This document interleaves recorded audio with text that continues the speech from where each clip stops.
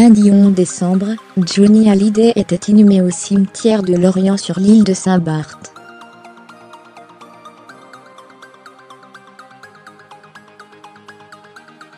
Depuis, les fans du célèbre rocker ne cessent de venir se recueillir pointe une foule qui perturbe les autres riverains.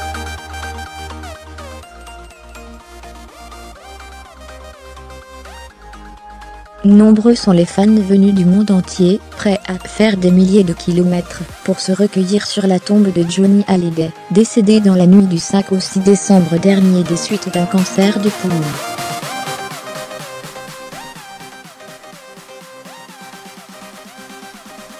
Mais ce recueillement massif, bien que nécessaire pour certains fans, perturbe les locaux, comme en témoignent les informations révélées par Sudinfo.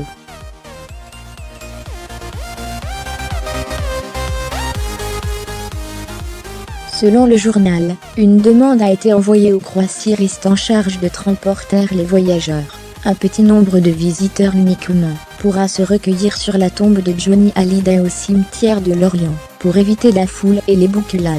À un groupe du sud de la France et un autre de Belge, un responsable sur place a fait comprendre qu'il était vivement recommandé d'arriver autour de la tombe de Johnny, par petits groupes de 5 touristes à la fois, peut-on lire sur Sudinfo.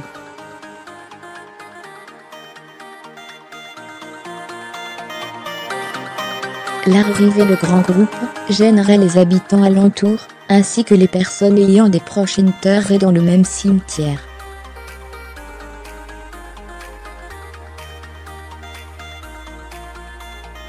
Chaque jour, le fleuriste s'attarde sur la tombe de l'interprète de Je te promets pour changer les fleurs, nettoyer la sépulture et vérifier qu'il n'y a eu aucune dégradation pendant la nuit en raison de l'affluence massive des curieux et des fans.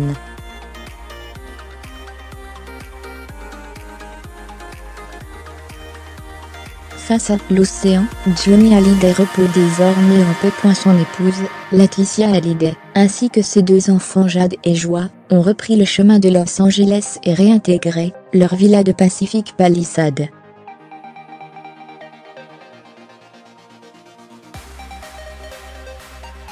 Désormais, leur demeure à Saint-Barth est mise en location. 25 000 $ sont nécessaires pour réserver cette somptueuse maison d'ores et déjà occupée jusqu'en octobre prochain.